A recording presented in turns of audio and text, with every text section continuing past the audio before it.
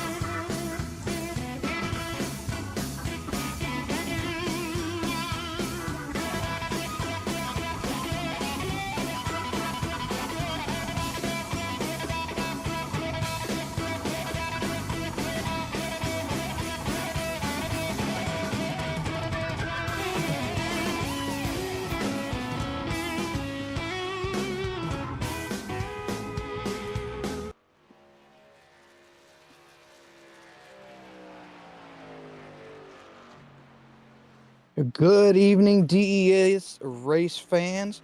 Welcome to an exciting night here, DES Premier Truck League. This is week one, first race of the new Premier Truck League. As always, we got the producer with us tonight Also, is one thing I forgot to mention Damon, earlier, we do not and have a fast broadcasting repair in with the me Premier tonight is Series. Edwin To Warren. How's repeat, it there's going, Edwin? zero fast repairs in the It Premier is Series. going good. This is a rare matchup. Christian Clark, Edwin Warren broadcast. I think we've done this one other time. I don't think it was Once? yeah, I think it was once. So this is going to be a fun one. Usually I broadcast on Fridays with Hunter Davis and you broadcast with the great Blake Reinbolt. So let's see how we do and let's have a great time with this. Yeah, man, I'm excited about this new Premier League that we started in. These guys have been working all season. We've done a couple fun races. We've spent about a month and a half, almost 2 months, getting these guys seeing who's going to come in here and race, and we it's going to be the top of the top in DES. So going to be some fun races out here as we get ready to do our qualifying. Oh, yes, these premier guys, they're the top of the top, the best bunch out of the DES group. I mean, if it shows you how good it is, I've won a race in DES and even I'm not qualified for this. So these guys are the best of the best. You've got champions in here, Tom Ringer, Brandon Hinton, who just won the Next Gen Championship. A lot of great guys. Let's go through the starting lineup here as they start gridding. Starting P1, we got the next gen champion Brandon Hinton.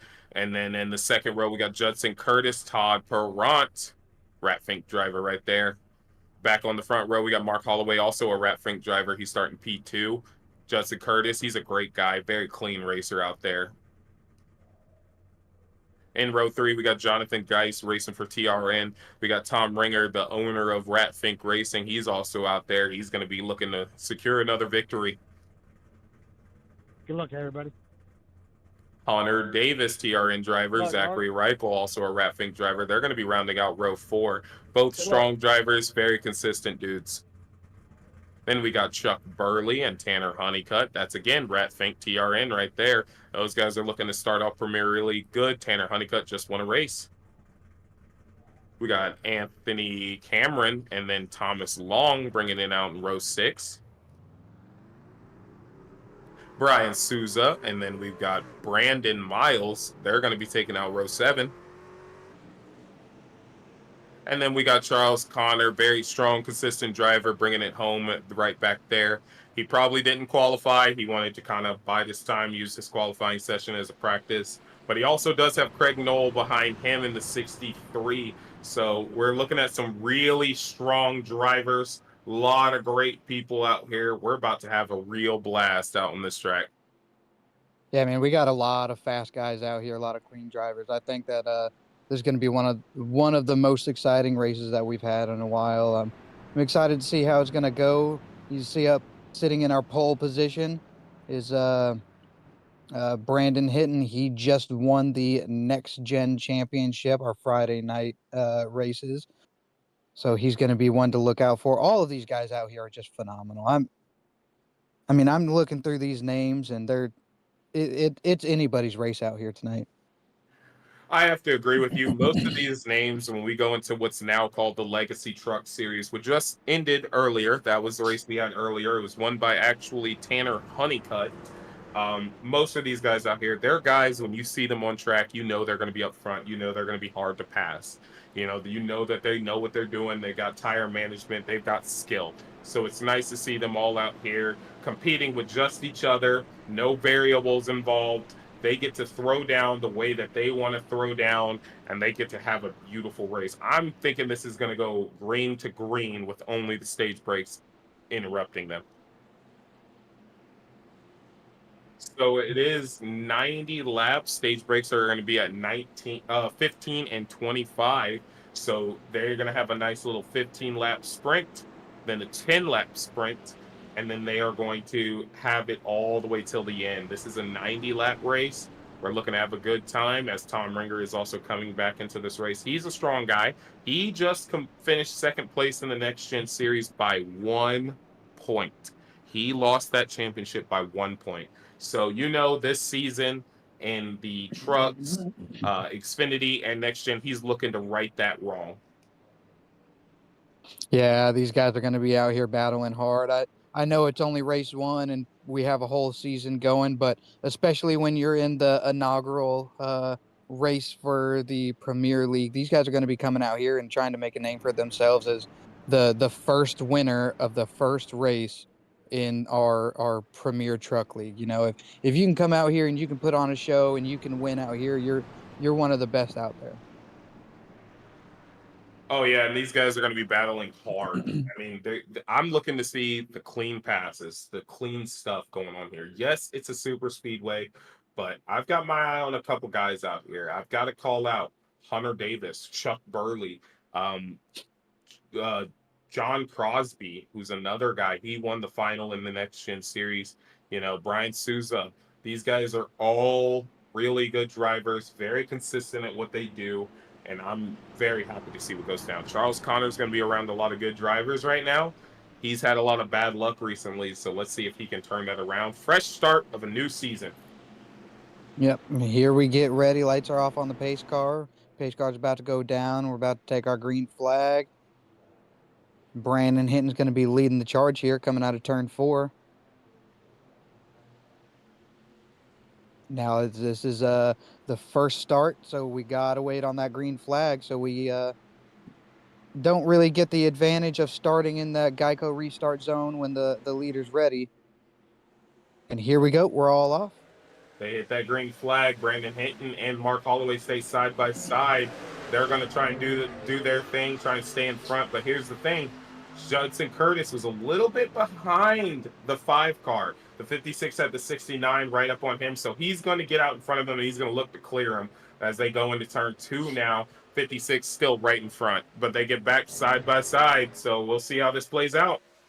As the field drives out of turn 2, you can see that the 68 of Tom Ringer, he missed the grid, so he had to start in the pits. You think he's going to be able to catch up to this pack without getting that draft? Oh, yeah, and I mean, he's probably got a little bit of the draft right now. He did the same thing in the Legacy trucks, and we had a long green flag stint. He never went a lap down. He was there with us. He was able to do what he needs to do. He's a very smart driver. He's a guy I would never count out at all. He knows what he's doing, as we've got the 5 car leading the first lap. 56 in second, Judson Curtis back there, but Tom Ringer is alone now, so let's see if he can work it out. Yeah, you know, he's going to be hoping for an early caution so he can get caught back up to the pack with the yellow flag coming out, but I don't see that happening anytime soon. You know, these guys, I haven't even seen anybody rub each other. Normally, those first couple of laps, you get a couple guys that are a little overzealous coming into the turns, trying to make some track position happen. 56, he's dropping down, made sure he was clear. But yeah, it seems like everybody's doing well so far. And that's the difference between the Premier League and the Legacy Truck League. Okay, the Legacy Truck League, that's DES has prided itself off of being a entry to intermediate level league. That's how we gain people, help them progress, become better, either move on to leagues or climb up the totem pole here in DES. That's one thing it prides itself on. The Premier League is just those top-notch guys, as we do see the 63 get into the wall just a tad bit, but he's good. I think we've had one change of position with the 56 going to the lead. That's the only change I've seen.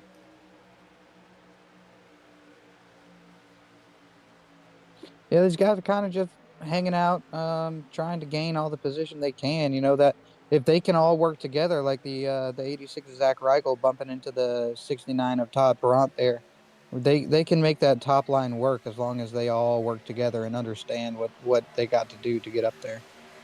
So a lot of these guys ran on the Legacy trucks earlier on today, which is broadcasted on DES iRacing here on YouTube.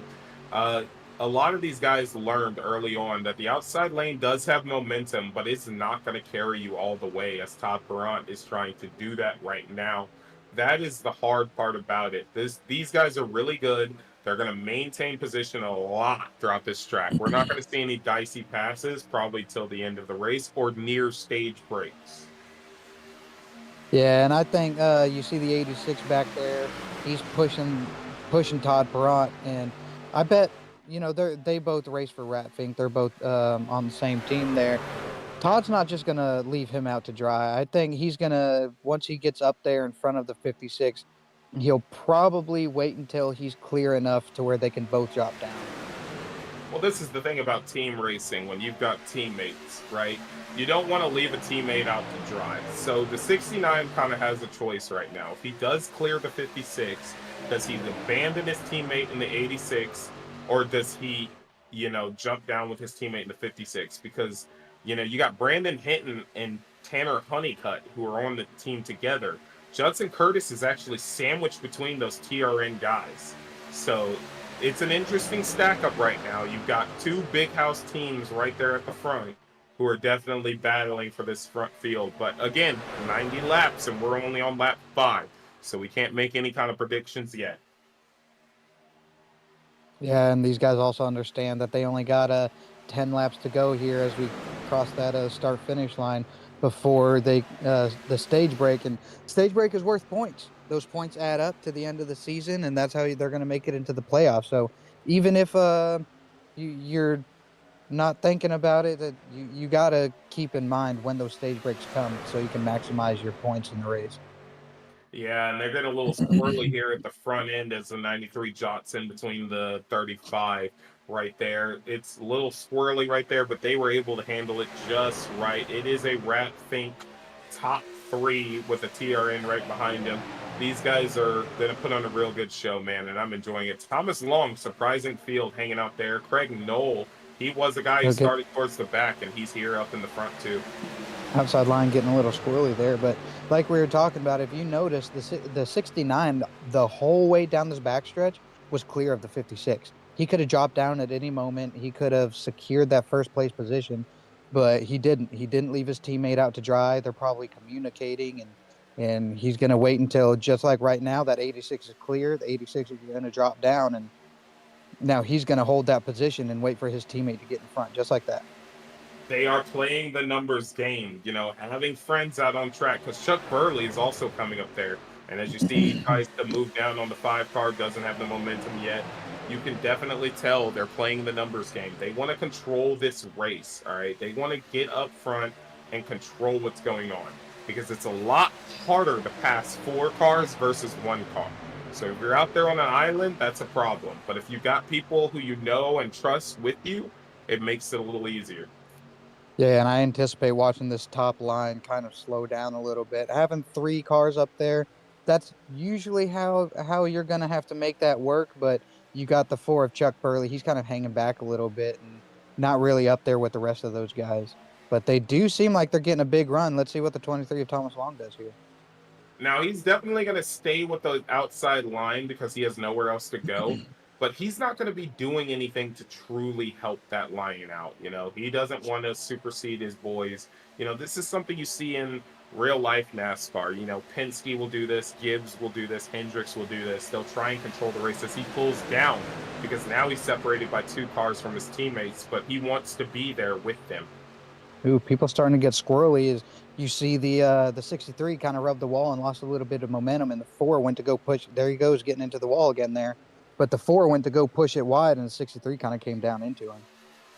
Now, this is one thing I have to say. I go out there and race with these guys in these type of vehicles, and you've raced with them too. Some of those numbers or names you see in front of you or around you, it's a bit of nerve-wracking. And Craig Knoll, he's a very clean driver, but even myself, Thomas Long, you, anybody, we might get a little flustered when we're around certain people, and I think that might have happened to him. That's why he caught the wall a couple times. But as you can see now, he squared it away. He's like, okay, I'm in this, let me do what I got to do, and he's not touching the wall anymore. Yeah, I got to give a big shout out to the 63. One of the best races I've ever had in DES. Him and I battled for like 15 laps coming out of turn 4. Out of nowhere, the 60 of Brian Souza came up, tried making it a 3-wide battle. It was fun. In the end, the 63 ended up taking it and got to the finish line right before me. But I mean, if we were 1, 2, 3 in the front, it would have been an amazing photo finish. And my hats off to him, because that was a great, clean, fun race. Yeah, nail biters with these guys are next level. These guys really know how to get around the track. I mean, I battled Tom Ringer, I've battled Todd Perrant, I've battled all these guys for positions, and it's fun. These guys know what they're doing, and I think kind of I may have misspoke about Craig Knoll. It looks like he's trying to follow the tire tracks of the 23, but the 23 is entering very high, and it's throwing him off. The draft might be pulling the 63 into the wall as he's got the 773 right behind him, who's another strong driver who just won the season finale in the next gen series. So this is an interesting one. No, that's one of the things that I don't know if a lot of people that like realize, anybody that's just watching and not actually ever been on the iRacing and ran any of these races, is the dynamics and just the mechanics of how the sim works. Is when that 23 goes high coming into the turn and then drops down, that draft, that air coming off and hitting that 63 in the front end will lift his front end up, and your steering just does what it wants to do. It really will just throw you to the outside because you lose that draft and that dirty air gets into you. Oh, you're 100% right. It's basically like, you're behind him. You've got that draft that's pulling you in his line, and he jumps down. That air is going to slam that front end right back down, and the car is going to struggle to turn a little bit, and it's going to cause you to move up into that wall. And that's going to be an issue. But Craig Nola is managing it as well as he can, as Thomas Long is up here in the front. I mean, that guy is holding on. He's out here on an island. Like, if we want to talk about islands, the whole outside line are guys on an island. They don't know if that person's going to work with them. They don't know if that person's going to help them. But the inside line, you've got 3 drivers nose to tail who are all on a team. Then you've got another island who has a little help from Judson Curtis, and then they got a teammate, and then a TRN guy back there who has TRN guys right near him. So that's what kind of throws you off in these. You've got to really pay attention who's around you and plan for the long run. Yeah, and what do you think's going to happen here this time by? We're going to have 1 lap to go before the stage break. If these guys are thinking about it and keeping that, forefront in their brain, um, it would be best if the 69 moved up the track and blocked the 23, so that way his teammate could take P1 in the stage break and maximize his points, and the 69 maintain that second place position. But looking here, see, there he goes. He's going to go up to the front. He's going to block off that 23, so that way he can't get in front of the 86 on one of those big runs on that backstretch. And those two are going to just, to control the field at this point coming to the stage break. I think the 69 is actually going for a stage win himself, because when it comes down to the wire like that, you want to make sure that you're in the best place to gain the most points. That's when teammates go out the window. The 69 is teammates with those guys down there. But if they finish how they do, they are going to be 1, 2, 3 again, as they are 1, 2, 3. Zachary Perrant Wright will take the taking it. stage. Oh, Todd Perrant took it? Yeah, we need to get the producer to rewind and slow-mo that stage break finish right there, because that was, I don't even know how close that was. If we could get a side view of like the 86 and watch that from the start finish line, I think we actually have a really good start finish line camera angle.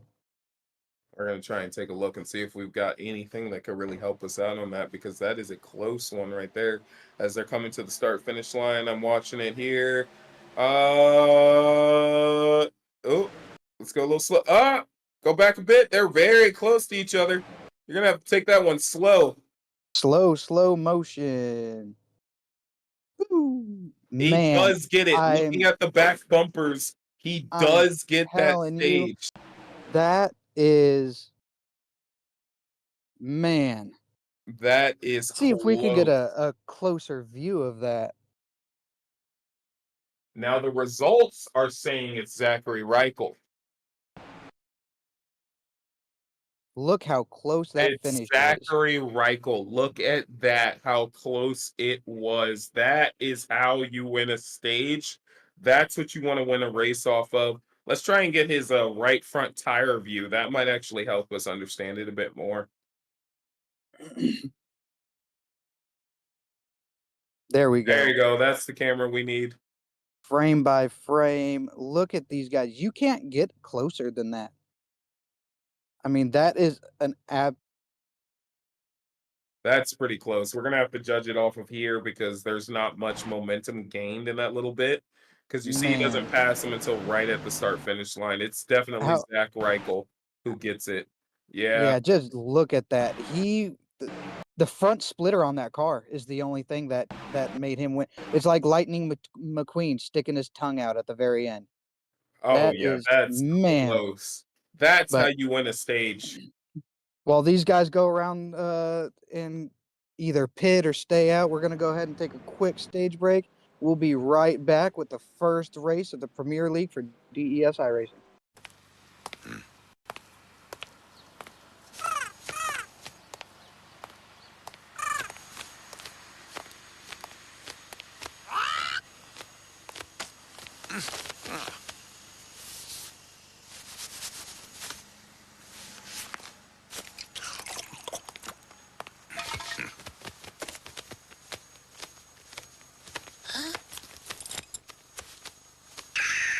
Red Bull gives you wings.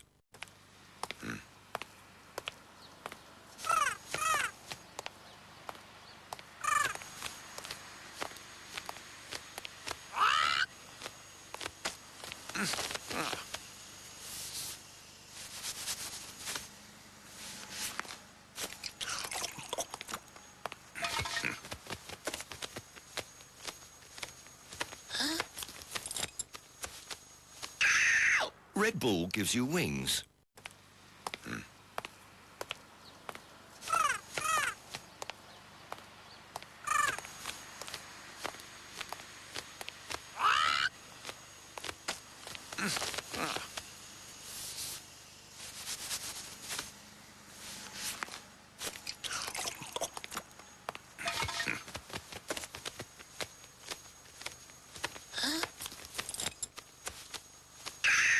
Red Bull gives you wings.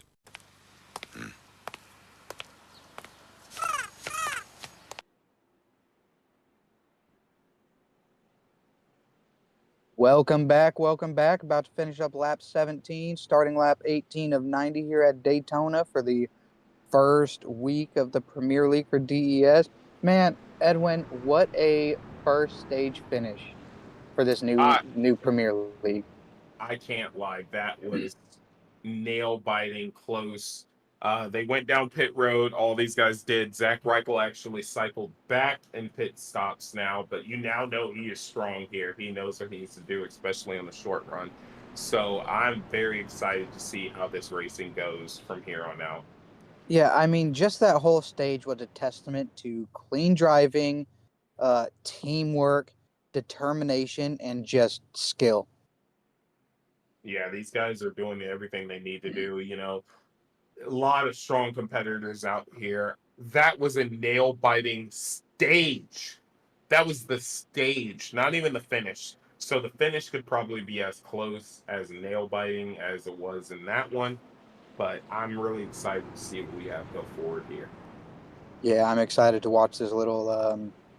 We're only gonna have about eight eight laps, 6 or 7 laps before the next stage break, and then it's gonna be green flag from there on. So it's going to be exciting, rather, watching these guys try to shuffle up and get as much points as they can with very few laps to go. Yeah, we might see some last lap kind of racing, but keep an eye on Tom Ringer. He is now up here with the field. He does not have any issues. He's a little far behind the car in front of him, but he is there. So now we get to know how he will stack into this situation. This is how it's probably going to look towards the end of the race. Okay, everything we're about to see in this stage might be what we look to see towards the end of the race, because now it's do or die time for those stage points. Yeah, we had Todd Braun got a really good jump there, but these super speedways, that doesn't really matter that much because as soon as these guys get up to speed and start catching that draft, they'll start catching back up like they did here. The 23, he kind of slowed up that bottom line a little bit because We got he's 3 wide. 3 wide right there on the outside of the 23 and the 5.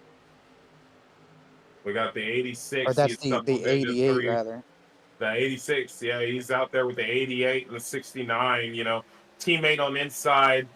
No, now he's up to Craig Knoll. We might almost get a 4 wide. Craig Knoll might get cycled out here because depending on where the 88 goes, but he's got enough gap. He's able to slot in with him. But what a run there by the 86 and the awareness of everybody around him to just him to be able to shoot that gap and everybody keep it clean, keep it close.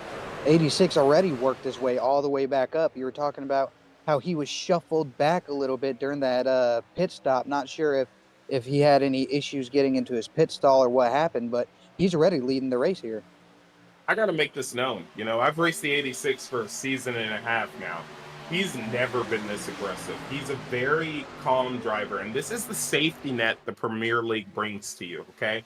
In our normal races, you have other people entering who haven't raced with us a lot. You don't know how they're going to be. They're a little unpredictable to you. He knows everybody here is predictable. Even though he's losing the lead right now to the 73, he's able to race the way he's always wanted to. And the way he's turning that car around this track, it's next level. I'm really enjoying it. You know, and that was one of the reasons why we kind of took a little bit of a break. We did a 4-week like March Madness fun run. It was for points and everything, but it was only 4 races. That gave a lot of these people, including the new people, it gave us all time to figure out the racecraft of the other drivers. Do I know if I can push it 3 wide with this car on the outside and this car on the inside?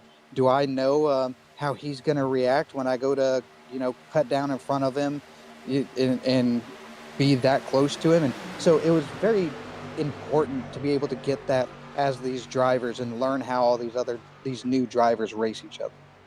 And I think that was also the benefit of the next gen series too. Oh, this 32 is around. He's getting in the wall. He collected Brandon Hinton.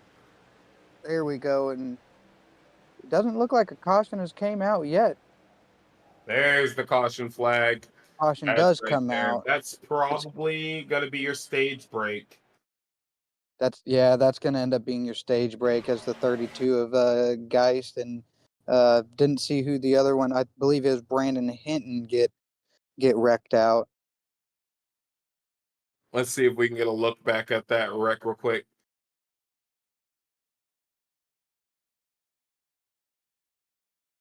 Take a moment so the producer can let everybody on the track know that this is going to be the stage break with this caution coming out, so they know that if they do want to go ahead and go.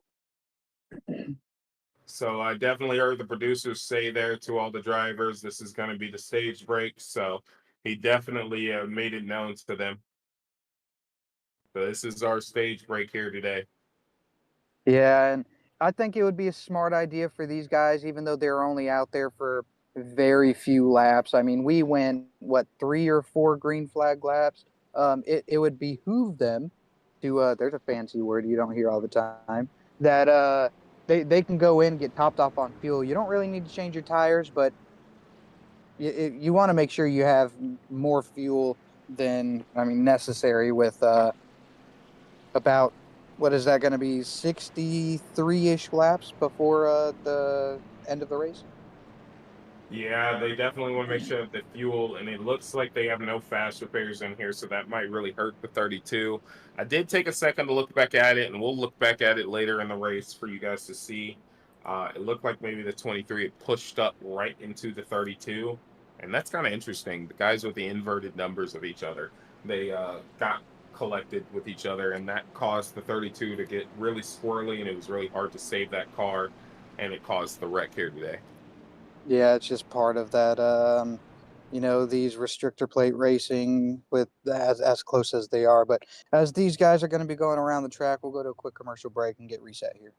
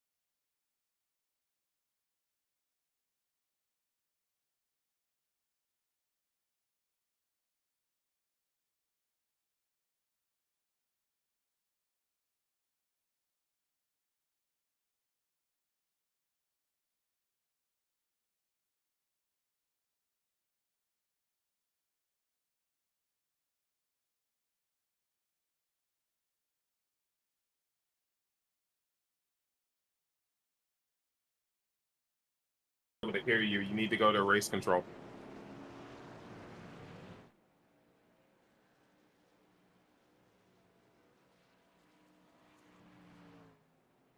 Yeah, but Muted. Also, broadcast is back. Oh my gosh. My bad, everybody. We were talking about some little technical difficulties going on. I apologize about that. That will be our second stage break right there. Again, these guys have no fast repairs, so Jonathan Geist is on pit road. He is getting damage repaired. That is one of, unfortunately, Charles Connor, as we're both team owners here, that's one of my drivers. So I'm a little upset about that. you know, it happens to the best of us. We go out and we can do everything we can and get caught up in some stuff and get damaged and not be able to finish the race or finish the race multiple laps down. But you know, you have a week to reset, go back out next week and just try to make it up. It's not the end of the world to that's something that I used to beat myself up over, and it's like, oh, I finished 17th with 3 laps down because I got into a wreck with, you know, whatever. But I mean, we got what, 13 races in the season? We'll we'll get back out there and you'll still get some points.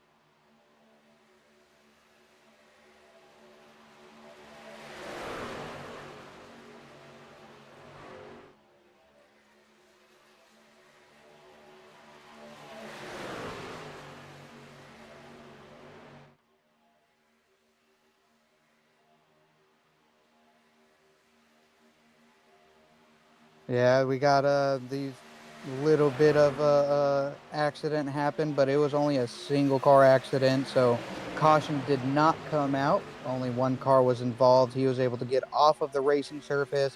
All the other drivers were able to pass him safely, but that does kind of throw a little bit of wrench in these groups here. Now we have two separate packs, and Edwin, I don't know if this rear pack is going to be able to catch up. So here's the thing, right? First, I want to start with this. I apologize for the technical difficulties. Damon does an amazing job, but he's a human. It's not going to be always perfect. Sometimes mistakes happen, and that's why we were muted. I apologize to our people watching. He does a great job. He's phenomenal at what he does, and I really appreciate him. But if you looked at the legacy race before, the Rat Fink guys, let's talk about them because they're the ones who did this. We had a lead group that was checking out and was side by side. Rat Fink lined it up nose to tail and caught him, as we're seeing right now. You see that other group caught them because they're in the They draft. did. They're They going to did. get there. Yeah, they're going to get there. It's going to happen. Side by side is not as fast as nose to tail. So you've got Tanner Honeycutt, who's up there on the high line, and you got John Crosby, who is also leading the inside line. With him, with Zachary Reichel, a guy we've seen has been very strong so far. He went from P5 to P1 in quick succession. So That's amazing. Yeah, it just shows that these guys working together. You know, we get so in intertwined with doing the official races where you're racing with a bunch of people you've never met. You don't know the racecraft, and everybody's out there for themselves. And if that happens, a situation like this to where you get two separate groups, nobody's going to talk to each other and work with each other to get up there. And so that just shows that even though a lot of these people aren't on the same team, that whole second pack could have just been littered with, you know, Ratfink, um, Hinton Motorsports, TRN, whoever it is going to be out there. They all knew that in order to get caught back up to that front pack, they have to work together. At Well, that point, you're not racing each other.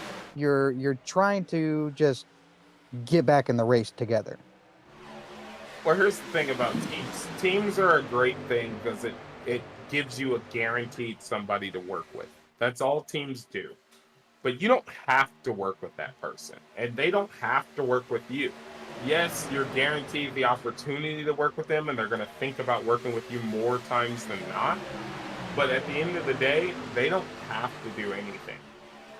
And that's Exactly. how And teams work. in that situation, me racing for my team CRR, you racing for your team TRN, if we were in that situation, I would even be on the radio saying, "Hey, if you want to get in front, I'll push you. Let's get caught up real quick, and then we'll continue to get back into the fight." But the biggest thing is you're not fighting anybody if you're way back there, just like tagging along. So you got to just be able to work with each other to get back And up there as these guys did. I agree with you 100%. It's the fact of what's going to work best for you because you are yourself. You're in that car by yourself. You're driving that vehicle. They're not driving it for you. They're not having a hand on the steering wheel helping you turn that vehicle. So at the end of the day, if you need to do something for yourself, do something for yourself. As you see that Crosby has abandoned Tanner Honeycutt and dropped to the bottom. No, he was already at the bottom. 23 into the wall. He's 23 into bouncing the off. wall. Souza caught Eesh. into it as well. And big spin right there. Oh, Tom Ringer gets into him. He gets his truck wrecked. He gets into the wall. Caution's going to come out. We're going to go back, take a look, see what happened. I believe the 23 just kind of got into the wall and Souza wasn't able to react in time. These guys are doing 185, 190 miles an hour, like plus. And when something like that happens, it just, you don't have time to react. Yeah, Right what the there, update 23. iRacing did, yeah, that's right there. That's that pulsating of these vehicles. You think you're good, you're turning it the right amount, and then it pulsates really bad, and you snatch back, and that's just what caught Thomas Long right there. It's that pulsating is awful in these cars right now, and it's going to aid into mile and a halves. It's going to aid into miles and short tracks. But on a super speedway, that is the awful part about it. It's just going to eat you alive. That pulsating was Yeah, terrible. absolutely. You get on those mile and a half tracks, and um, sorry, go ahead. These guys were definitely racing hard. They are trying to pay attention to each other, but things just happen. Pulsating like that is a major issue in these cars. It's terrible. Yeah, absolutely. While the pace car's on the track and we're under caution, we're going to go ahead and reset here and get everything gathered back up and go to a quick commercial break.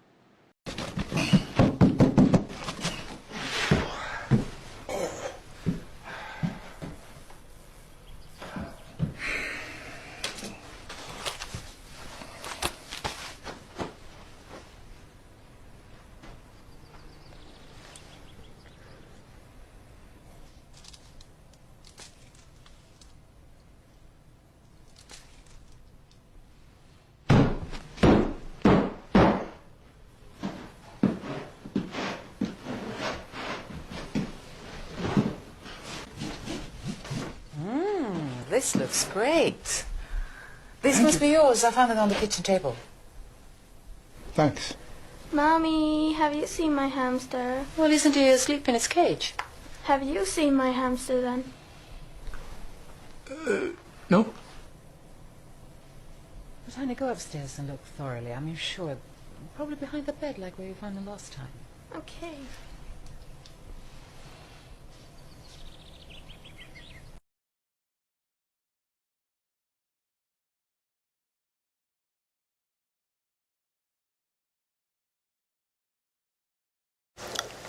And there's your beautiful baby. Any day now. Really? You're eating Doritos? He's eating Doritos on my ultrasound. Do you see what I have to deal with? I know.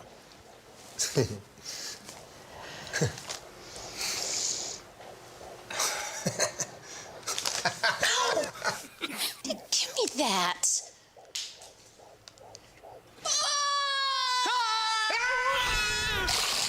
Okay, Jerry, once again, everyone's Doritos have mysteriously disappeared from the break room. Now, I realize this is a workplace, and I don't want to sound like I'm accusing you. How dare you? Okay. That hurts, Steve. That hurts right here. And you know what? I don't have time to sit here and play detective. Some of us have work to do. Unbelievable. Unbelievable. Outrageous.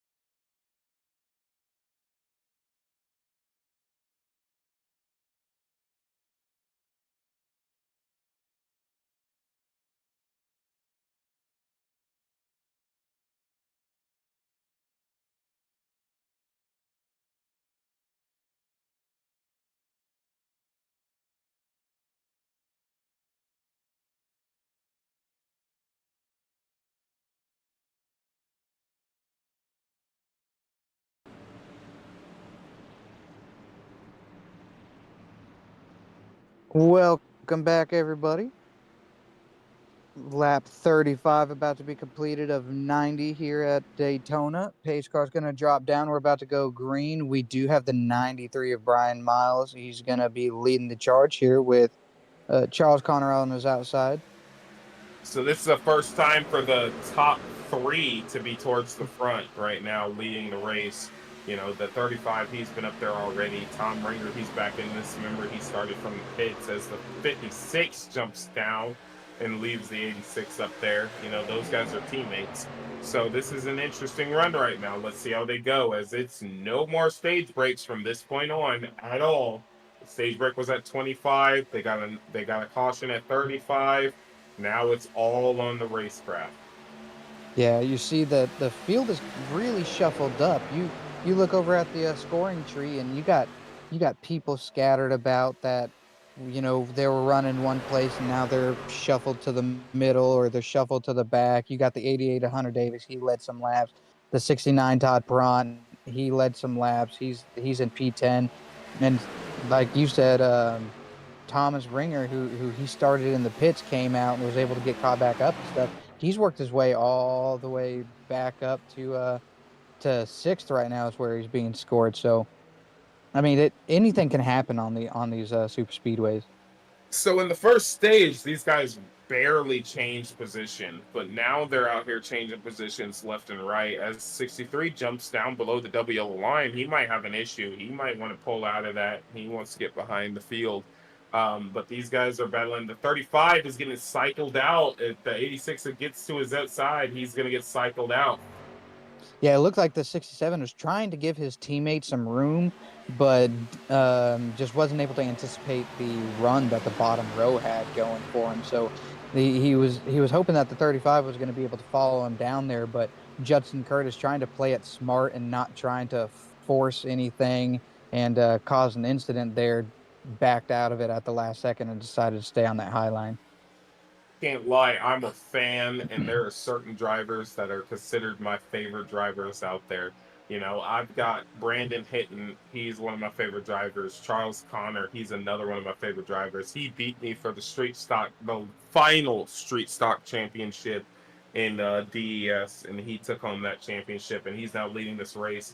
He's had a string of bad luck. I'm really hoping he can turn that around right now, and he can do what he needs to do. Yeah, for sure. And he's kind of in the back of the pack right now, but we still got a lot of green flag laps to go here. And a driver of his caliber, same with all the drivers out there, as you've seen Tom Ringer be able to work his way back up into the front. There's still plenty of time for that 5 to work all the way back up there. So an interesting thing about our top 3 right now, you've got Judson Curtis, and then you have Zachary Reichel, the guy who dominated the first 2 stages. And then you've got Tanner Honeycutt, who won the Legacy Trucks. That's the one with the open class and stuff like that. He is now up there as well. He's on that outside line. He's trying to make something happen. He's got the 25 with him, and Charles Connor jumps up out there with him. Yeah, I was just about to say the only issue is you only got 2 trucks up there on that top line, and it's really hard to make that top line work when you only got 2. But right there at the last second, as you were speaking, the 6-7 jumped back up there, and that's really going to help with that momentum for them to be able to push forward. Yeah, they need Brian Souza and the truck behind him to catch up, but Thomas Long gets into the wall. He's not going to be able to get there anytime soon. They're going to need a good amount of trucks on that outside to make that outside line work. These guys are clearly showing that they're the strong trucks out there. These guys still racing the Legacy one as well as this Premier League.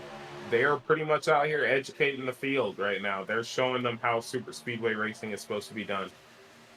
Yeah, it's almost like going to college and seeing one of those seminars. You just watch these guys with racecraft and how they navigate the track and everything. These are people that you want to learn from, people that you want to watch and try to mirror what they do.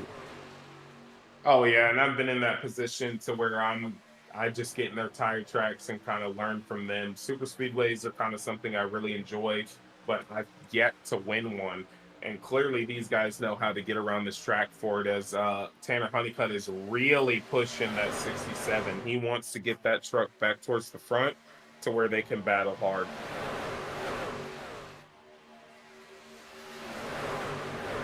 Didn't get a chance to see who that was, but you got one truck back there kind of, losing a little bit of pace on the field there. That's the 5 of Brandon Hinton. He was involved in a wreck earlier. I'm not so sure that he was able to get all of his damage fixed and kind of lost the draft there. I think he's in damage control right now. He wants to just get a points finish. He wants to finish on the lead lap. That's always a good points finish. Even if he's behind all these guys, it's okay, because we know he's strong at certain tracks. So he's kind of probably chalking this up as the race that he needs to just maintain. And then he wants to come back strong next week, because next week, I believe these guys are at Kansas, if I remember correctly. I'm going to have to double check that for you, but I think they're at Kansas. See, the 88, he kind of took a gamble there. He went up in that top line and had nobody to help him, but he was able to use that turn to his advantage, kind of get a side draft, and he's worked his way right up there to those guys that are leading that top line.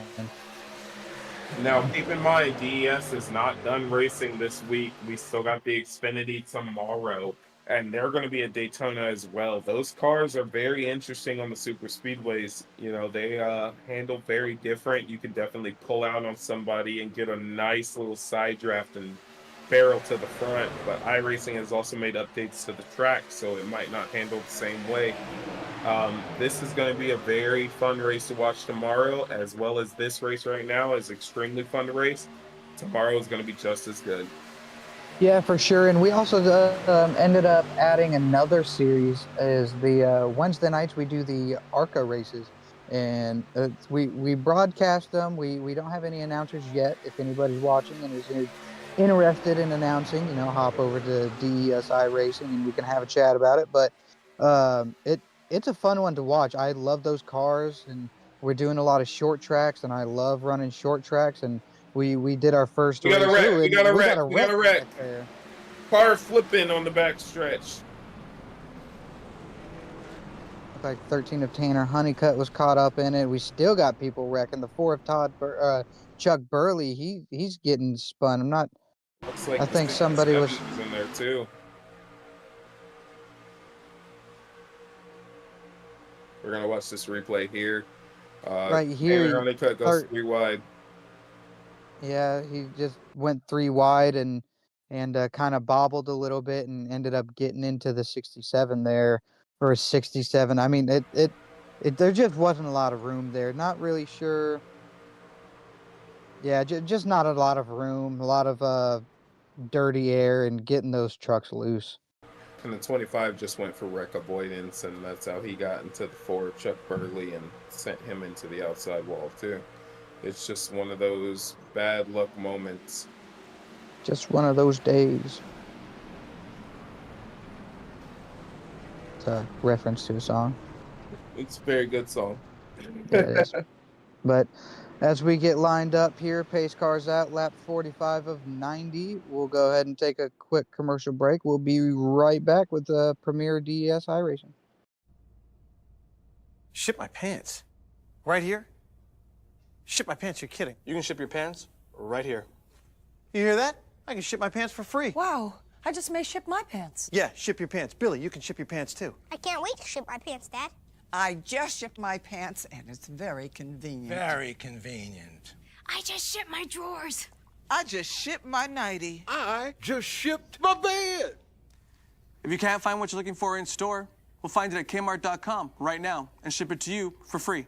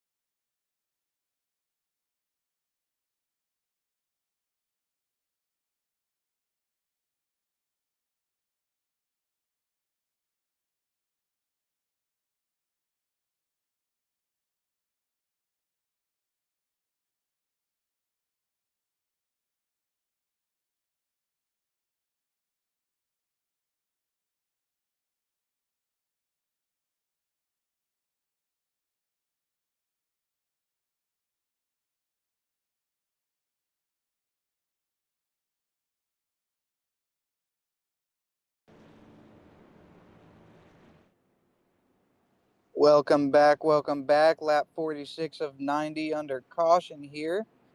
Daytona International Speedway at Daytona Beach, Florida. Got the 86 of Zachary Reichel. He's going to be leading the charge. About to be going green here. One more lap to go.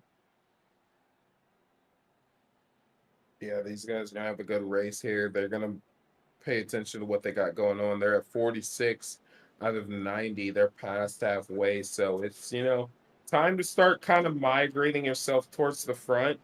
but not aggressively. You just want to migrate up there. You know, I would be in the situation here where my thought process is we're halfway at this point. Whatever I've been able to do at the first half, I have that much time to get it done again. So if I've been able to work my way from the rear all the way to the front, you know that it's possible that that's how I can do it again. I would be taking it kind of slow, trying to make sure that I don't get into a situation that's going to harm my car, harm the people around me, and kind of play it safe and try to just pick off a position here and there and slowly work my way. But some of these guys are just fast and they're good enough to where they can navigate. They can split the field. They can, you know, make it three wide and shoot in between two cars, and more power to them as long as you know they can do it safely, which these guys can. So some guys I want to keep my eye on is Hunter Davis, Tom Ringer. You know, they have been mired in the back of the field. And this is kind of what bit me earlier in the Legacy race. Is I led 15 out of the first 16 laps, right? And I did not know how to navigate through traffic, and it bit me. But the guys who did know how to do it, they prevailed. And you know, Tom Ringer and Hunter Davis, they have been in the back. They have been dealing with traffic. They know what they got to do. So they paid attention to what they need to do in this race. So now these guys are going to have a better chance, whereas Zach Reichel and Judson Curtis have been up front the whole time. They're going to have a little advantage of racecraft on them right now. You know, one thing I want to point out before we do go green here is these guys are not going to have enough fuel to make it the rest of this race. So some of these guys did pit. They took fuel, so they'll be able to go a little bit further than some of these other guys. But at these racetracks with the fuel capacity that these trucks have, they can only make it about 34, 35 laps on a full tank. And you're 100% right. As we go green, Tom Ringer might have changed lanes a little too soon there, but Yep, that's not for me to decide. he definitely swapped lanes before that start finish line. He dropped to the bottom to get behind his teammate, the 86. So these guys are going to battle hard. The outside lane is completely gone. So, you know, Tom Ringer's going to have to be thinking about that. If a penalty comes out about that, that's going to hurt him. He's got to really do what he's got to do to make it better, you know, or either take a second, drop to the back, something like that. He's got to do something to prevent himself from getting that problem. And I know he knows that too. He's a very smart guy. You know, I raced him at Kansas in the night race, and he was the guy haunting me down. He's a strong driver. He almost won the Next Gen Championship, almost won the Xfinity Championship. He's been knocking on the door of that championship belt for a while now, so he's got to make sure those little mistakes don't bite him. Yeah, absolutely. I mean, another thing that I've already said it once. I'll probably say it 100 times because I'm kind of like a parrot and I repeat myself a lot, but it's early. This is week 1. Points matter and penalties hurt, but it's week 1. A driver of that caliber, as you know, the 68 is, he's gonna get more points. He's gonna be able to work his way up there, and hopefully, you know, he's gonna be able to make up for that 1 point deficit that he had, and looking at securing the championship in this new Premier Series that we have. Oh yeah, I think about it this way. You got about till week 4 or 5 where things start really mattering. You know, you can make a few mistakes here early on, but about week 4 or 5 is when you really need to start paying attention, as he's a solo dolo guy there on the outside right now. Yeah, his teammate Todd Perront leading the charge there, and there we go. Now he's going to be able to get behind his teammate there. Sorry, cutting you off. Oh, you're good. It's a rat think 1, 2, 3, 4. So that's what he was trying to get. 1, 2, 3, 4, 5. 1, 2, 3, 4, 5. Now only 3 of them average into the points, but having 5 guys in the top 5 positions, that's kind of next level right there. You know, they want to make sure they hold strong. Yeah, these guys are going to be able to dominate the field, and just want to point out for the viewers that we do have a team system within DES. We can have 7, 8 drivers on the same team on the track at a time, but there are only going to be 3 drivers who are going to be reported as eligible for team points for that race. And so 3 of those 5 are the only ones that those points are going to be counted towards those team points. And but we're only going to count the top 2 average in points. So but it's still going to be nice to have all those teammates out there to work together with. And it's great to have teammates because if you look at Hunter Davis, he's the second position in the outside line. But look who's a car behind him. He's got Jonathan Geis as well as Tanner Honeycutt. Those are his teammates. And he's having the ability to have them there. Yes, Jonathan Geis is not in contention to win, but he's still there to help. That's the point of teams, having someone to help you, and it makes things so much better. And that's something that, being a smart driver, being aware of what's going on, other than just what's in front of you through your windshield and what's going on in the cockpit of that car, was the 69 of Todd Perront. He's seen that he had 4 of his teammates behind him. He had 3 drivers on the outside that were not teammates. He jumped up into that outside lane, knowing that he could potentially lose a little bit of momentum, but he was able to get up there and make sure that um, a Ratfink driver was going to stay in the lead and kind of trying, not blocking, but controlling the track on who was going to be going up to the front there. And that's that risk versus reward. I mean, look at him. Todd Perront, Ratfink guy, but now the next 2 guys behind him are not his team. You've got a TRN and then you got an open agent, John Crosby, right there. So, it kind of separated him from his team. He's got Mark Holloway in P4. He's got Zachary Reichel P5, Tom Ringer P6, and then Chuck Burley P7. So as everybody gets nose to tail running that bottom line, this is going to be an interesting run. Now, they got to pay attention to their temps. Their nose to tail. They're all right up on each other. Dipping out a little bit to cool that motor is going to be beneficial right now. Now we get into the mechanical side of it. Now we get into the paying attention to your engine time. It's no longer about racing. It's about maintaining that truck till the end. Yeah, you really got to be aware of everything at the same time. That's why I was saying earlier, not just being aware of your cockpit, but being aware of your surroundings. You really got to pay attention to those water temps, your oil temps. When you're drafting like that and you're doing the bump draft like these leaders are doing. Earlier in the race before this, in the Legacy race, I even heard Tom get on the radio. He was pushing a teammate all the way around, and he was smart enough to say, "Hey, my temps are getting high. I don't want to blow up, so I'm going to back off a little bit." He was able to get his truck cooled back down, and he was able to get back up there and push his teammate again. So just being mechanically aware of all the things that are going on with your truck is really big for some of these drivers.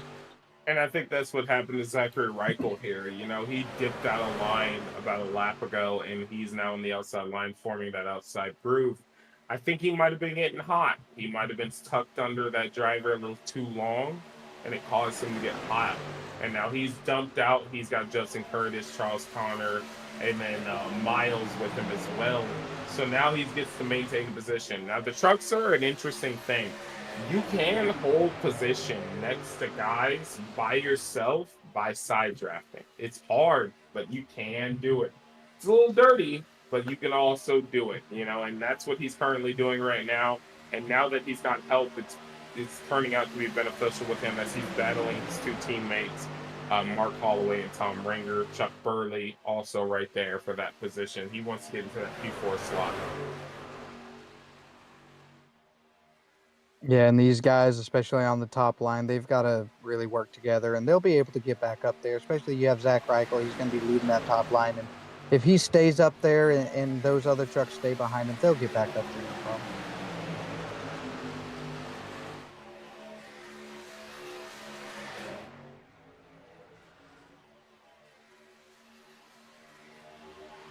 He's currently dropping back further and further as he's lost the help that he needed up there. Even Judson Curtis drops back behind him.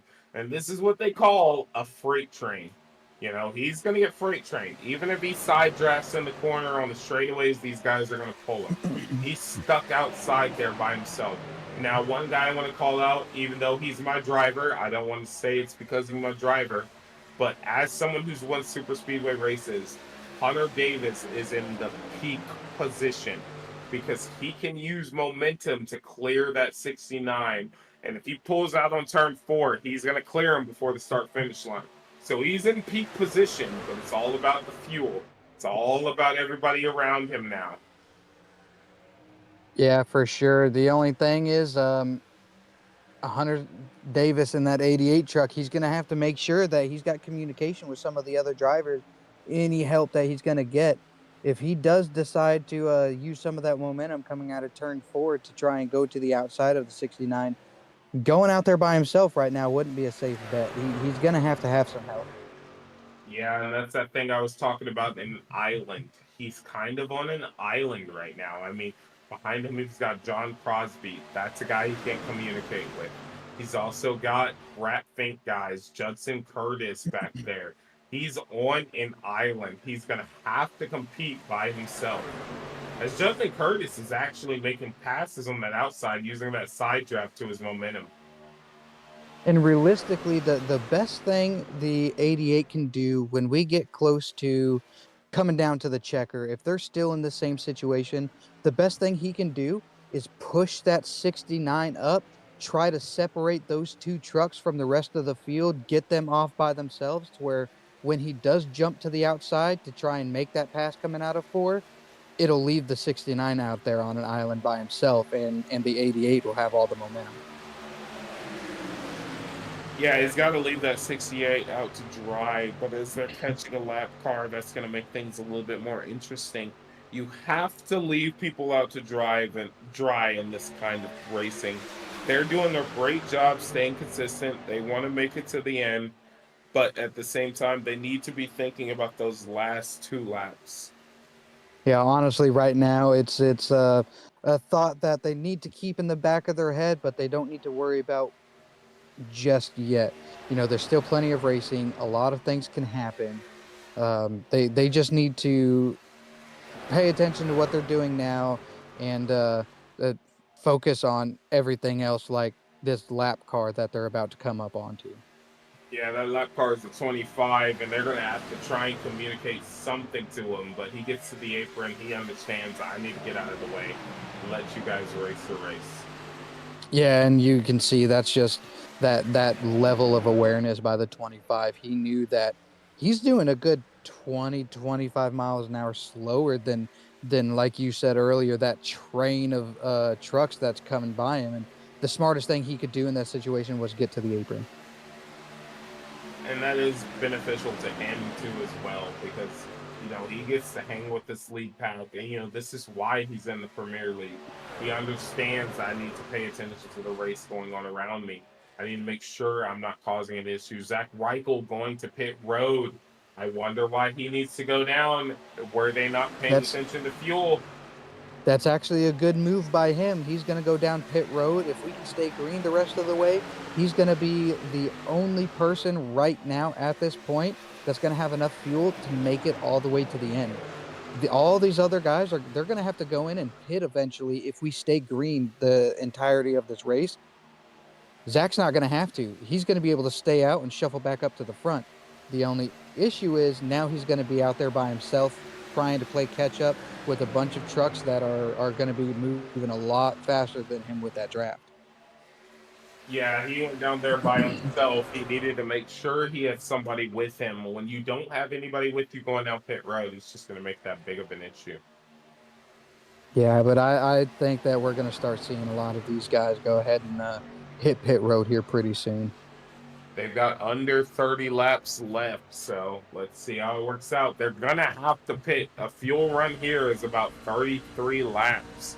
So they've been going for a while now, so I know none of them can make it. Same as you said, nobody can make it. Todd Perron in that 69 truck, you see him, he's doing about 187 in that truck, and you got that one that was on the apron, he's probably only doing maybe 165. You know, he's just getting blown by. But as they go by, he should be able to get back up on track and catch that draft. I'm really curious as to when these guys are going to hit pit road. That's going to be the game changer right here. The pit cycle is going to be the biggest thing about it.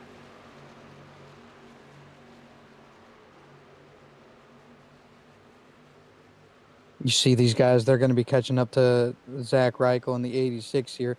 That's not going to be the worst thing. It is going to put him a lap down, but at least now he's going to be able to catch the draft to where he's going to be moving that to their speed. He's going to be matching what they're doing. And when these guys go into pit cycle, they're not all going to pit at the same time. He'll still be able to keep that momentum. And these guys are going to be going in one at a time, two at a time. And he's going to have enough fuel to make it. As he actually dips into the draft, so now that's going to help him out even more. Because if he's in the draft, he gets to save a bit of fuel. Now, when these guys dip pit road, he's going to have that fuel-saving conservation going on. As he dips out again, he wants to avoid causing any kind of issue for them. I think he's going to the back of the line, and he wants to play it smart. Yeah, and he'll be pretty comfortable back there as long as he can stay behind some people and stay in some draft. He's not going to worry too much about being passed up by everybody. A lap down at this point is a lap down. He's not battling anybody for position. All he's looking at is trying to stay with everybody. And you can see, looking at the tree here, we have at least 3 cars that are going to be a lap down. They probably went in and got fuel as well. So he's not going to be by himself when the green flag cycles start going through. And that's going to be huge for him. The person who's going to be suffering most on fuel is Todd Perron. As he's the leader, he's got to stay flat out. There's no lifting he can do right now. He's got to stay that gas pedal matted to the ground. So that's creating a big problem for him because he's burning more fuel than anybody else. I would say him and Hunter Davis are probably using the most fuel. But Craig Lowe's in the first spot where he can save a bit of fuel. Yeah, the way that draft works and the speed advantage they get is that third truck back there, he's probably, what do you think? Maybe 85% throttle this whole way. He's really saving on fuel, but those first 2 trucks, they're holding it to the floor. You could say he's probably 75% on throttle. He does not have to do anything crazy, and as you can see, he's maintaining that gap. So that's what leads me to believe he's about 75% throttle, kind of just coasting and letting the car be held right with him. Yeah, you can really almost look at it and see that if you could see their tachometers that they have in the truck, they just the difference in the RPMs that these guys got going.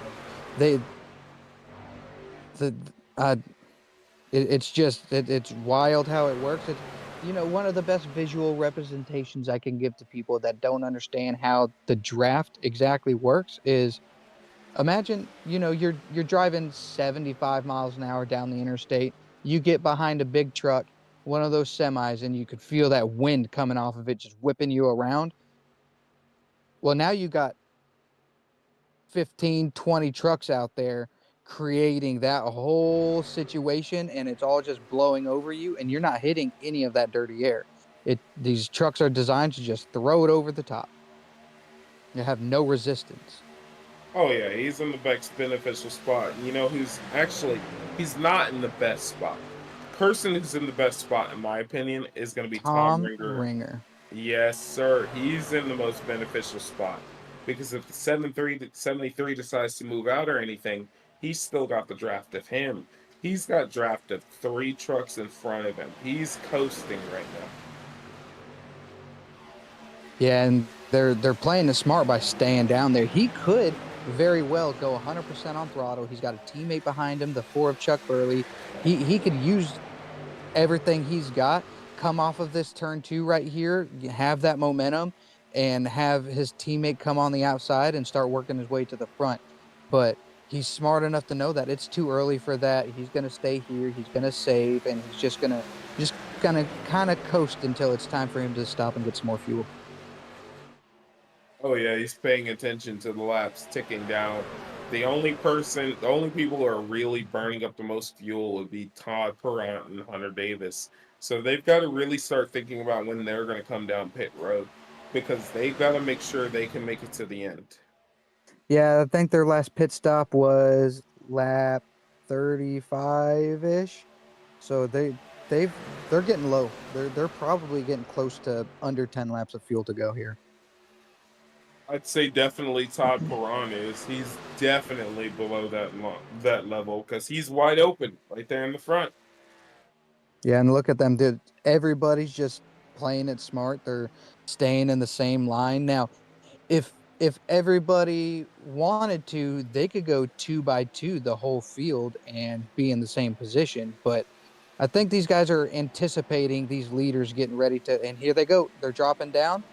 Todd Perront, he decided he's gonna uh, go into the pits there, but Hunter Davis stayed out. Tom Ringer, he's gonna pit. Todd Burley, he's pitting the 56. So you have a lot of those Ratfink guys, that's communication on their part because you see every single Ratfink driver, they're in the pits right now getting fuel. They're going to come out, they're going to draft off each other, and they're going to make it work.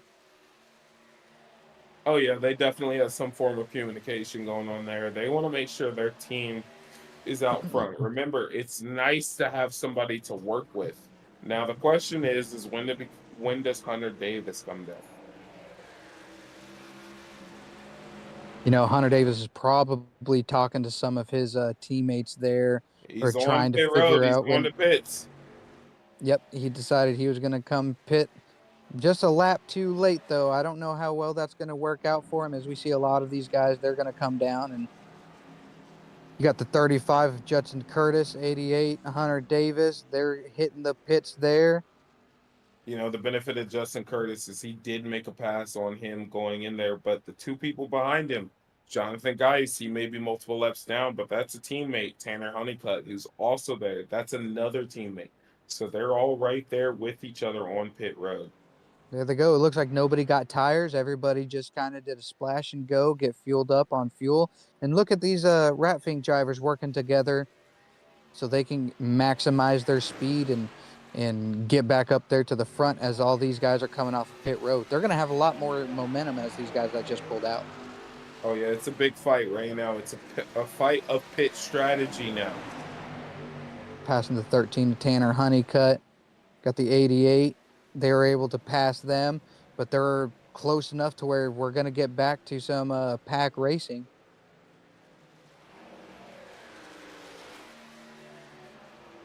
Now, the thing about that, yes, they're in front of them, but they're only 2 or 3 cars linked up, and they're not even lined up nose to tail yet.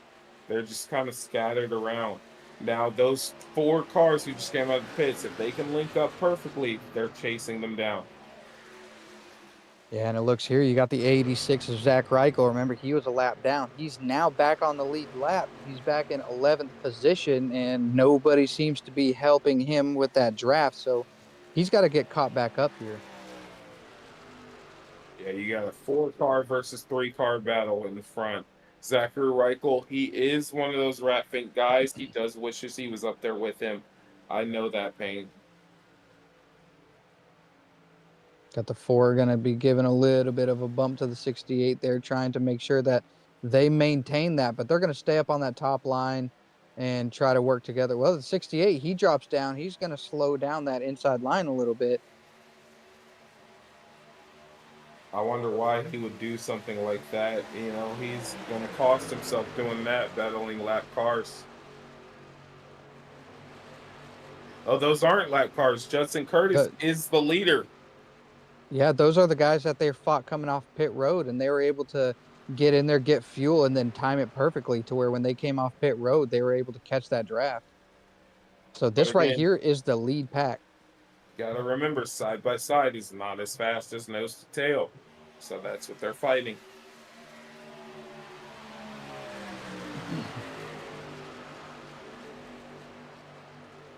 '93 of Brian Miles. What team does he drive for? He is a free agent, as I remember correctly. He used to be on CNC Motorsports, but that team has defunct itself and has merged with Ratfink Racing. So he's kind of out there as a free agent right now. Yeah, he's one to watch out for. He's been a front runner and in a lot of races that I've seen him in, the March Madness races, and now here tonight in the first race of the Premier League. So I imagine he'll get picked up pretty soon, or even if maybe he wants to just be a lone wolf and race for himself. But it would behoove a team to start communication with him about trying to get him on with them. Yeah, because he's right there in the mix of things. You want to make sure you have a driver in the mix. Todd Because Perront dropping to the bottom as he's got two teammates in front of him.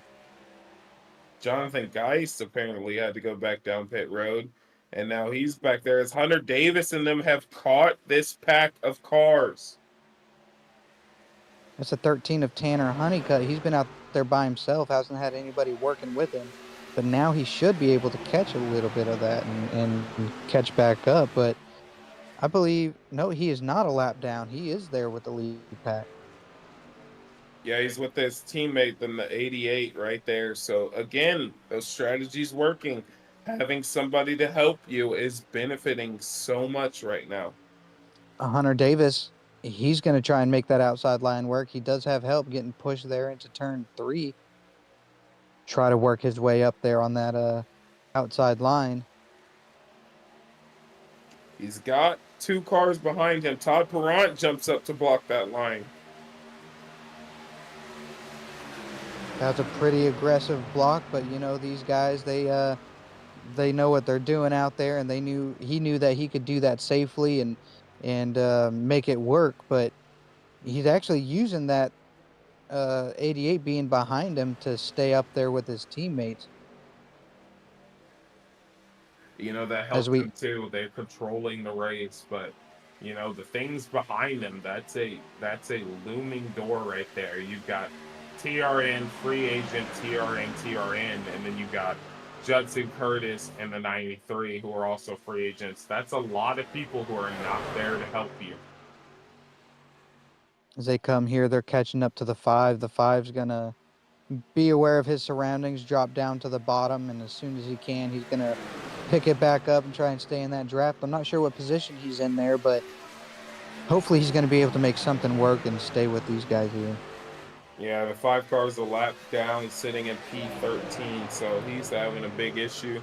You know, he's a strong driver. Brandon Hinton's an amazing driver, but it is just not working for him tonight. Yeah, I just kind of ran into a little bit of bad luck there. He got caught up in that first incident that we had, and he just hasn't been able to catch back up and make anything happen since then. Perront was trying to get down there in front of his teammate, but it just did not. The inside line in the corners is just so strong, but the outside line is the strongest on the straightaways. So, you know, there's a decent battle going on here as they're back side by side, 5 cars deep, both lanes. Or inside lane has 4, outside lane has 5. Yeah, and in this situation, I don't see the 69 even dropping low if he gets clear. I think he's going to stay up there and try to, you know, control that top lane, having them teammates on the bottom. He's going to try to make sure that he's got a bit of clearage from those guys. He's not going to want to run them too hard, but this is shaping up to be a very interesting race so far. Yeah, well, he knows that the drivers behind him do have help, so if he does abandon that top line, he's not leaving them out to dry. As we hit lap 80 of 90, we got 10 laps to go. As now the inside line has 5 trucks, while the outside line has 4 now. So we'll see how this one shapes up a little bit more. But those 3 trucks are moving. Oh, there's a wreck. Oh, there's a wreck.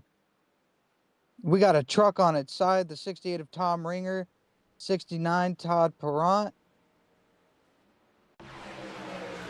They get involved in that. It looked like the 4 might have hit the apron and got sent up. Take a look at Did the he replay. hit the apron or what? It might have just been a bad move. We don't know. Let's see. We're looking at the replay here as we're following the 4 car.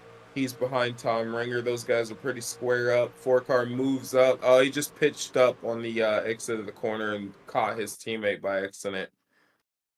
Yeah, just like we've been talking about all night with that draft. He he's got a little bit of momentum. When he accidentally got sent up to the middle of the track, his truck was just moving faster than the one in front of him, and he kind of got into his right rear there. And he was off the throttle. You could tell he was off the throttle by how much he dropped back, and it just wasn't enough. And I mean, in super speedways, you can't hit the brakes. You got to keep going. You can lift, but you cannot hit the brakes, and that's what happened there. Yeah, you hit the brakes, and that car behind you is going to get into you. But lap 81 of 90 under caution here at Daytona. Let's go ahead and reset and get to a commercial break. And there's your beautiful baby. Any day now. Really? You're eating Doritos? He's eating Doritos on my ultrasound. Do you see what I have to do? I know.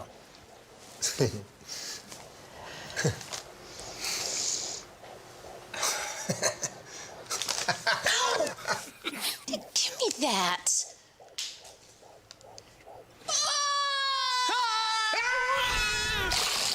Okay, Jerry, once again, everyone's Doritos have mysteriously disappeared from the break room. Now, I realize this is a workplace, and I don't want to sound like I'm accusing you. How dare you? Okay. That hurts, Steve. That hurts right here. And you know what? I don't have time to sit here and play detective. Some of us have work to do. Unbelievable. Unbelievable. Outrageous.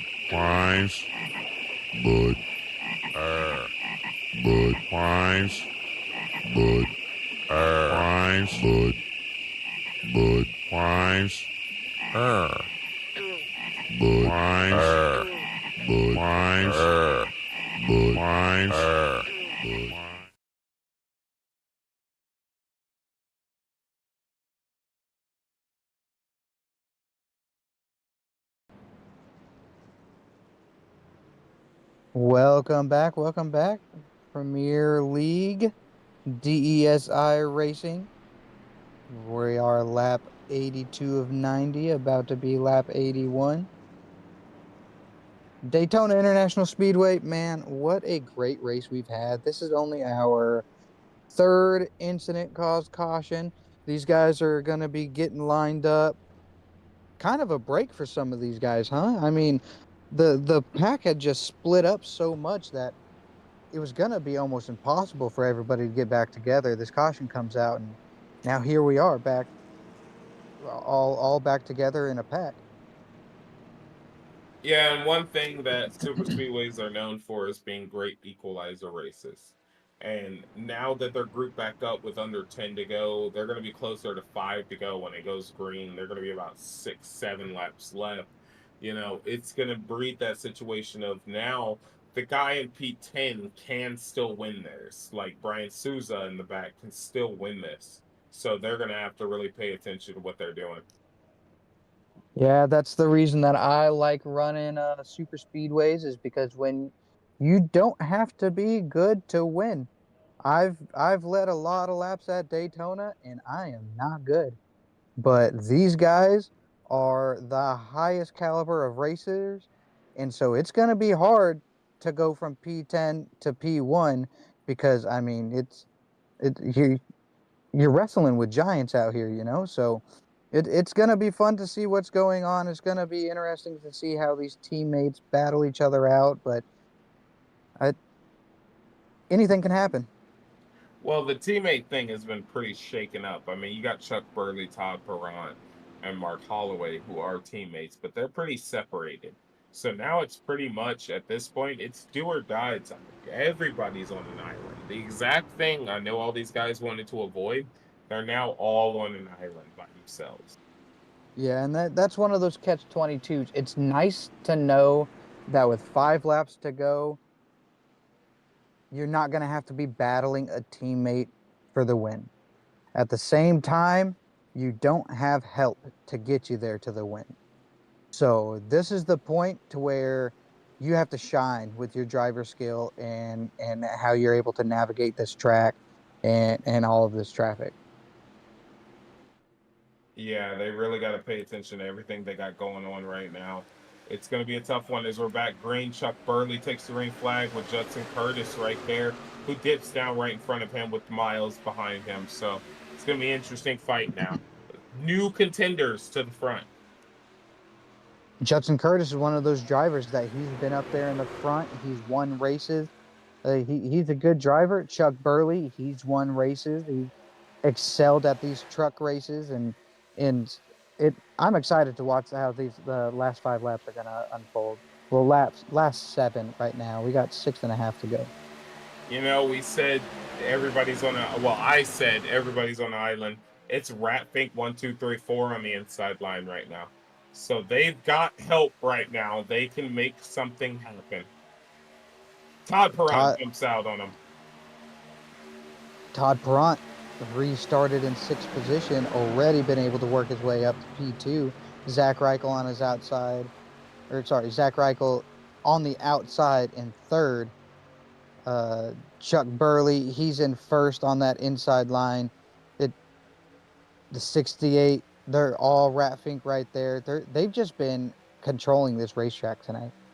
As Tom Ringer jumps to the outside with his teammate, it is now officially shut out. Top 4 is Ratfink, and they're going to try and make this race be decided between them. And here we go. This time by, we're going to have 5 to go. Going to be starting lap 86 of 90. Ratfink Racing leading this Daytona. These guys are going to be playing it safe. They're going to be polite with each other, you know, being under the same banner here. But wait until that last lap. All that goes out the window. Oh, yeah, last lap, teams don't matter. It's you in the checkered flag at that point. And that's what they're looking for. Chuck Burley's controlling the inside line. When I was doing the legacies earlier today and I led those laps early on, I learned that the inside line, no matter what the run the outside gets, the inside will prevail. So that's what he's going off for right now. Zachary Reichel's the guy who's right there with him. He's going to have to figure out some way around him to nab a win today. But he's going to try and stay sucked underneath him and stay right with him until around that last lap. Yeah, the 86, his best shot is going to be hoping that he's clear coming out of turn 4. Come out of turn 4 and time it just right. He can slingshot his way to the outside, using all of that momentum from that draft from the 4 and coming into the tri-oval. Hopefully be able to get there, side draft a little bit, and pull up in front. Now, 32 of Jonathan Geist, he is 10 laps down, so we're not really paying attention to him on potential to win this. But it is Ratfink 1-2 on the inside, Ratfink 1-2-3 on the outside. So it is this team controlling the momentum of the race right now. 4 laps to go, 3 to go this time by. This is going to be a nail biter because these guys are going to throw the gloves off towards the end of the race. They are the same as everybody else. When it comes down to the wire, I'm here to win. I'm not here to win for you. I'm here to win for myself. So it's going to come down to, as we got a caution, Mark Holloway around, 93 around. Caution does come out. 3 laps to go. That's going to bring us to our first green-white checker overtime restart here. We're going to be looking at the 56 of Mark Holloway, see what happened here. 93 just pitched up on exit and got into him. That's all it was. It was nothing crazy. Exit of these corners, they are strong. If you're in that draft and you dip out just ever so slightly around that car, you will pitch your vehicle up and then you'll have an issue like that. Absolutely. One thing, if you look at the car in front of the 93, when they came out of that turn, he was able to hug that line, and it kind of just got the air off of the front end there, and that front end got a little bit light and just shot him to the outside. It's really nothing on the driver there. It's just part of the restrictor plate racing. But 3 to go here. We got the 4 gonna be leading the charge coming off this next green white checker overtime restart. We'll go ahead and go to a quick commercial break, and we'll be back.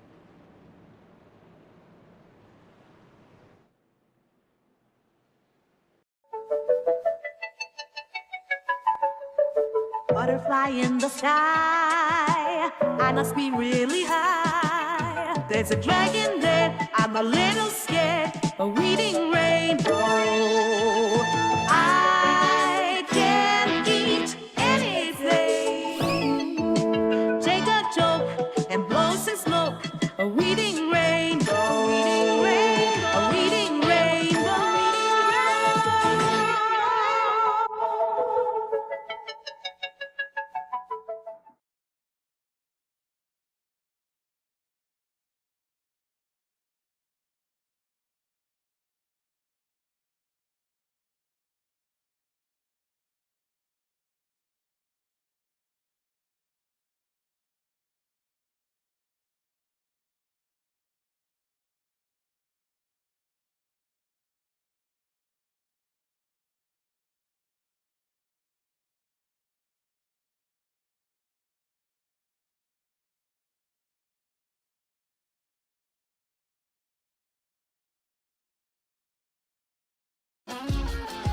My girl is too bold.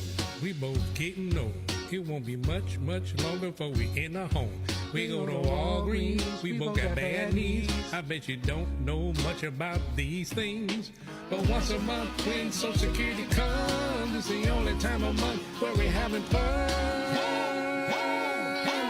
Every fancy like White Castles on a Tuesday night. Give the double cheese slider, ain't nothing much finer with some onion rings on the side too. 2 hours later, gotta go boom, get you something Pinto when you get home. Gonna be in the bathroom on your own. It's a St. Louis party that we do once a month. Hey, this how we do what we do. Old life. Where my chicken? I don't know. Where it at? I don't know. Don't be too long. You know I'm fat. It sure don't is. Forget the sides, rice and gravy, and biscuits. Girl, hurry, cause I'm hungry. Woo. My kitchen's clean, ain't no mess. Nah. I got the chicken straight from Buffalo. We eating chicken in the kitchen. Don't be lazy, pass the gravy, cause you know that it's tasty.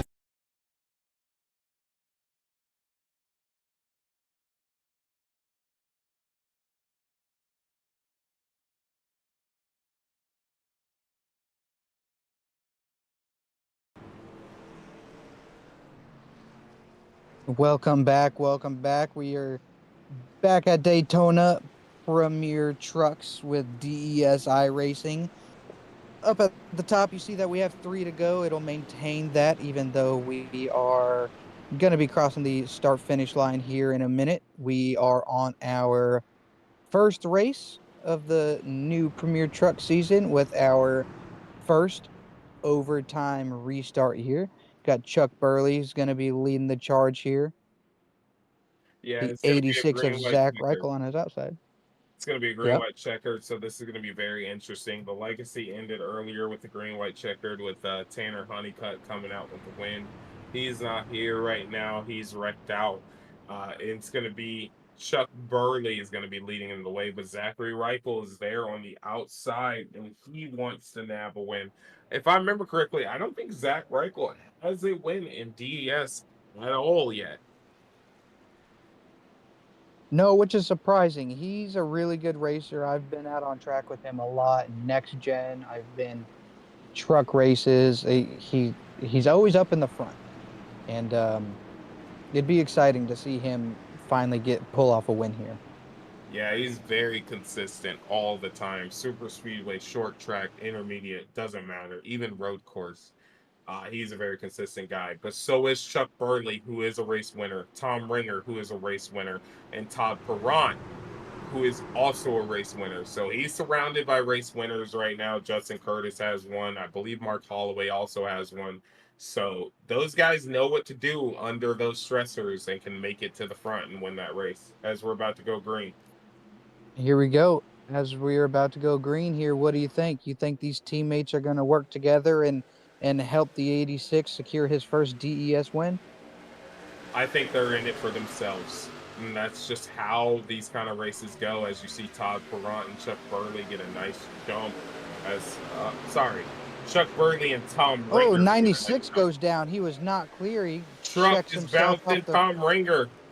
We do stay green. It was a single car accident. No, Oh, the caution caution out. does come out. There are two green-white checkered attempts here. And go back on the 69 here, see exactly what happened. It looked like he thought that he was going to be clear and try following his teammate down there to the bottom, and just cleared himself off the front of the truck below him. He's going, and it looks like the 86 decided he was going to drop down, and yeah, 99 was going to follow him and just wasn't clear of the 93 there. Or sorry, the 69 wasn't clear. He was just focused on his teammate bumper. He wanted to get towards the front, and the best way to get towards the front is staying focused on the bumper right in front of you. And it's not like the 93 could have lifted. He had the 56 right there, right on his tail. So, you know, things just happen. You know, it's just one of those natures of the beast. Yeah, kind of a questionable move there anyways. I mean, we just got going green, probably not even in fourth gear yet, and deciding to drop it down to the bottom and not stay on that outside. But as we're watching a replay here of that that restart. Do we have any replays queued up of any of the accidents that we've had happen throughout the race? See if we can take a look at any of those while we're under caution.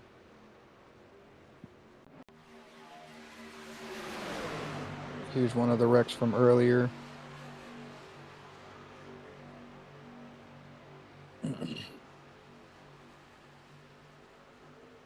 Our producer's been able to get very handy, saving some of these replays, having them just at the click of a button, tip of his finger. 93 works up a little bit and gets into the 56 there. That was one of the first wrecks that happened. Yeah, that was early on in this race. It was kind of just a moment that happened as the 60 car gets looked by.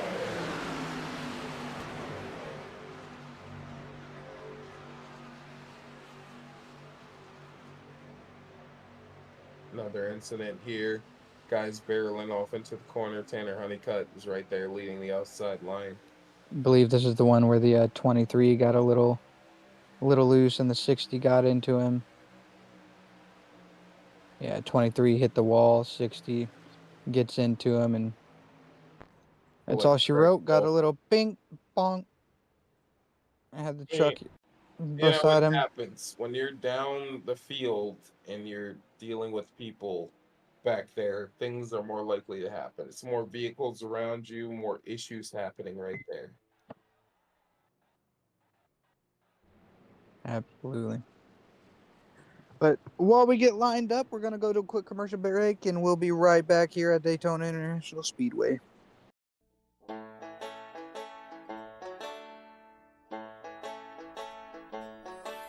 My mind on my money on my mind, sipping on gin and juice.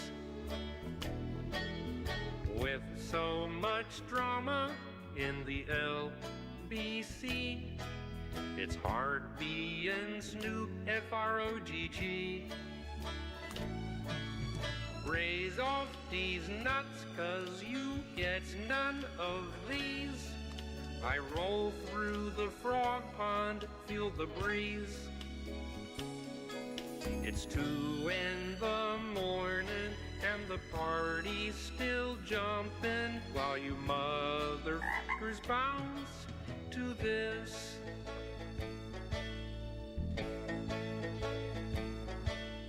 Hoes and bitches, bitches and hoes, chronic and Tanqueray. Tease up, hose down, and Here we are back one more time. DESI Racing Premier Truck League, beautiful Daytona International Speedway, Daytona Beach, Florida.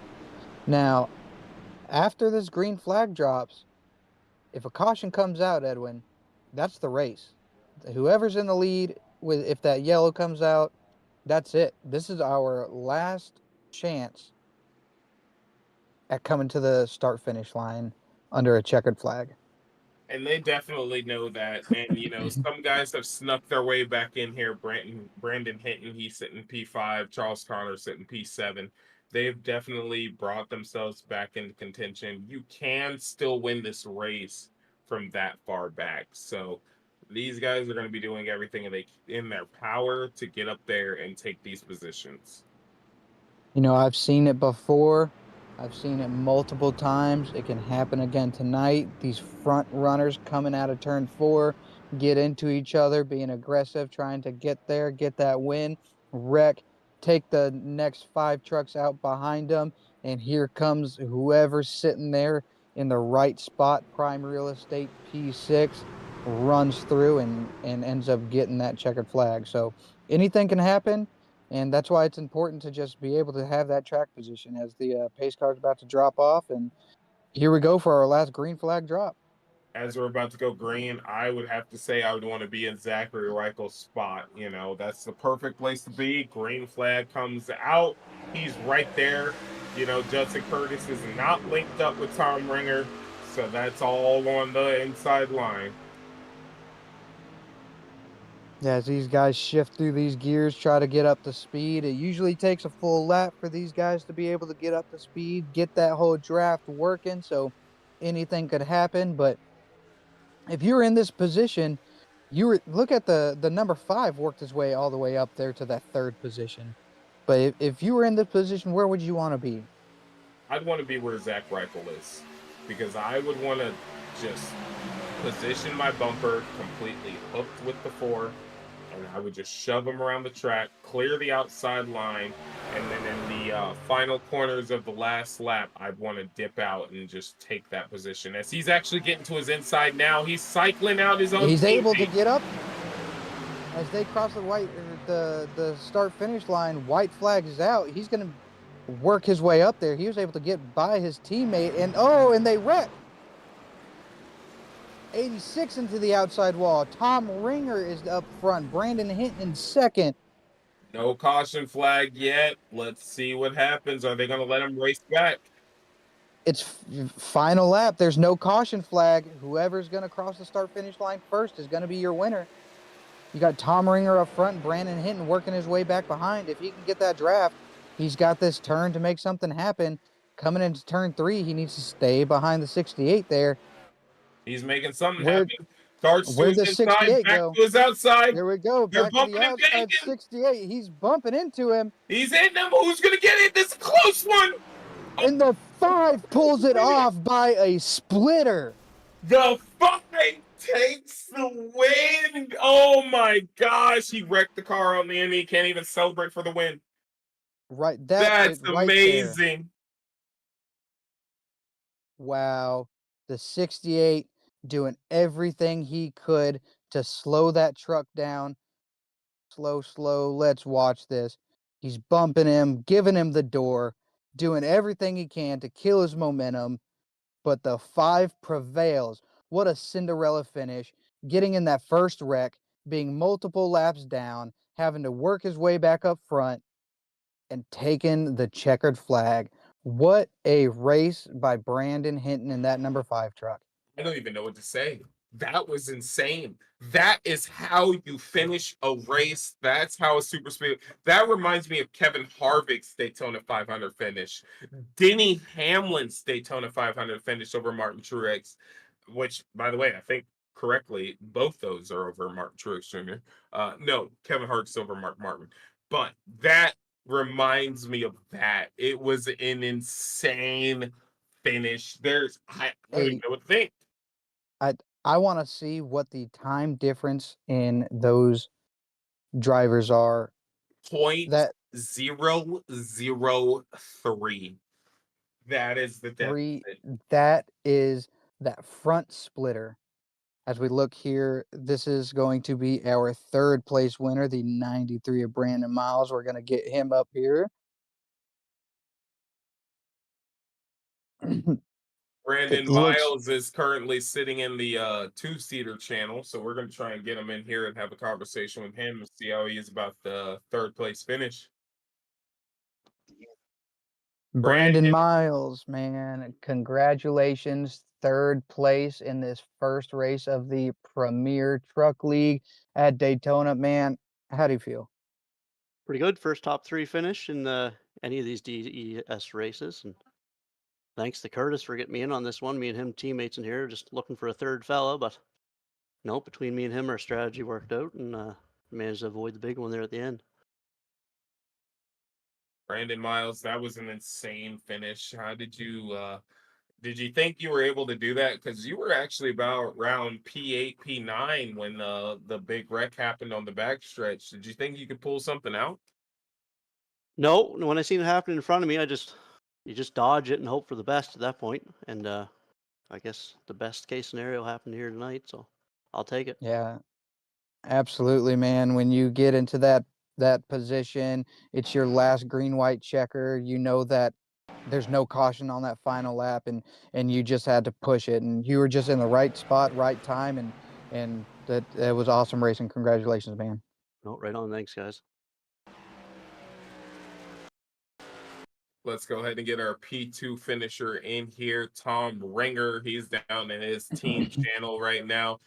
Definitely a guy we want to talk to and hear how he felt about that. Tom Ringer, P2 finish off this race.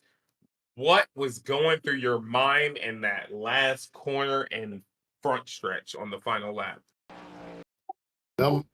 My car was damaged, so I didn't realize it was Brandon neither. But I mean, the only thing I could do was block, and I tried it, gave it everything I could, but he came out on top. And now when I qualified 3 thousandths ahead of him. The finish was 3 thousandths ahead of me. So great job to Brandon. I mean, that's just a testament to the driving there. I mean, you were able to run up front. You worked with your teammates. You came out. It looked like you were behind the pack, wasn't going to be able to catch up. And then you were able to work your way up in here. Gave him the door a little bit, trying to slow down his momentum, man. What was going through your head knowing that that wreck happened behind you and you had that driver on the outside? I thought I had it, but he caught me quicker than I thought. So, I mean, if I wasn't damaged, if I didn't get spun and whatever happened, my truck would have been fine and I would have took it. But I was damaged and I can only do 155 in the straightaway by myself. When I was catching the field, that's what I was doing. So I knew he was going to come up. So when I blocked him, I tried to block him down, and then he shot back up. And only thing I could do was just rub against him and see if I could slow his momentum. And, you do what you got to do to win these. They're hard to win. So I tried. Yeah, they always say that old saying, rubbing's racing, man. But I'm just gonna stir the pot a little bit, rub some salt in the wounds, man. He beat you out of the next gen by 1 point. So it is just shows the caliber of racing. You two there, a splitter away, 3 thousandths of a second between you two, man. Great racing. Congratulations on your P2. we'll see you up there in the P1 and interview you some multiple times this race or this season. All right, guys, have a good one. Thank you. Yeah, have a good night, man. That was insane. We're gonna bring in our P1 finisher, Brandon Hinton. Man, explain that last front stretch. You had 6 car lengths between you and him. You caught him. He tried to go to the inside, had to go back to the outside. Just tell me how it went for you. How about that for a Premier Series opener, huh? Oh Man, welcome to the Premier League, young fella. I mean, Thank you. what a show out tonight, man. I tell you, I had 7 minutes of optional that I had to basically from the stage 2 all the way to that green white checkered I got. It took the entire time to get it all fixed. And then got up there and the last 2 laps were just insane. Dodging things and got on the apron, saved it, and then I can't believe that I was able to catch Tom the way I did. I think he had damage before that, and I was running him down, and it's so much fun racing him. I mean, he's so good, and I mean, we raced, and I knew it was going to be that because we were coming to the line, banging and hitting each other, but. I enjoy racing him, and that was a lot of fun. Wasn't sure if I was going to get it or he did until it said 1 after I got way down. And boy, what a finish! Yeah, absolutely, man. I just real quick, you kind of got into that incident in the beginning. You said you had a bunch of damage. You came out, you were a lap or 2 down. What was your strategy? What was your thoughts and your plan of action coming back and trying to get to where you got? Yeah, you're right. I got 1 lap down. On a pit stop, I slid the tires. I tried to stay on the lead lap. I was staying in the pack, but at the very tail end, and then botched that pit stop under green flag, and then they caught me and went a lap down. So I got the lucky dog, luckily. But it was just basically just trying every caution, get about a minute and so done, and get it to where it was drivable. Man, those with about 4 or 5 minutes of optional, it was tough to drive. But I held on and hung on and just got to the end, and that's what I needed. So it worked out for me. I got very lucky to get all the cautions that I needed and everything. But whew, that was a fun one. Yeah, That take was a deep breath. definitely a nail biter, man. That was an insane finish. I, man, you had me stressing on that one, man. What does that feel like to have that? You beat them by 1 point in the Premier League the Next Gen Series League, and now you beat them by 3 thousandths of a second. I mean, is he your top competitor right now? Is that how you feel about him right now? Oh, he's very good. There's no question about it. He's up front every race. He's consistent. He's fast everywhere we go. So he's probably tired of me getting him by this little bit 2 nights in a row. But no, I have the utmost respect for him and the way he races and everything. So it's just a lot of fun. And I got the better end tonight, barely. And but it's going to be a long season. It's going to be fun, and everybody's to watch out for. So it was fun, and I thank you guys for doing the broadcast the way you guys do. I'm sure I'll watch it after this, and you guys are awesome.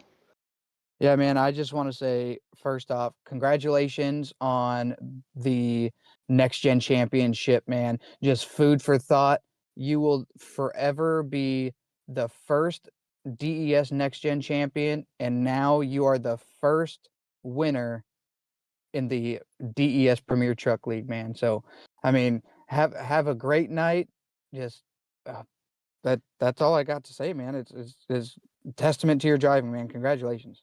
Thank you guys, and I appreciate it.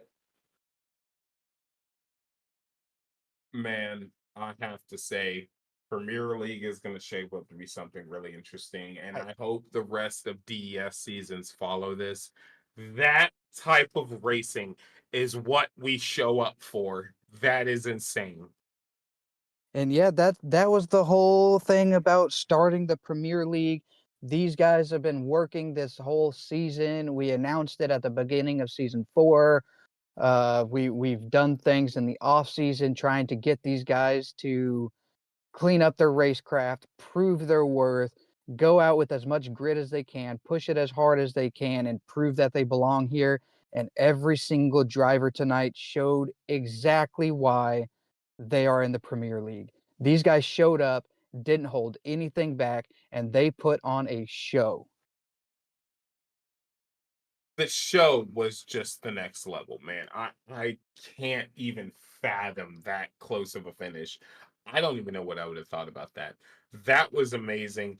I'm so excited to watch Tom Ringer turn laps. I think I have a new favorite driver. Brandon Hinton has always been one of my favorite drivers, but Tom Ringer, you are now on that list. You are up there as one of my top drivers right now, and just I want to race you now. I want to race you more, and I want to try and beat you like this. I don't think I ever could, but that was amazing. I mean, I think we're looking at we're looking at DES's Jeff Gordon and Dale Earnhardt Jr. But that great racing. This is what we're looking for. I hope everybody that's watching enjoyed it.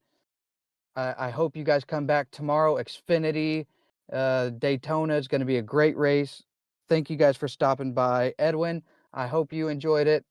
Have a good night, man. And everybody watching again, thank you. Y'all have a good night.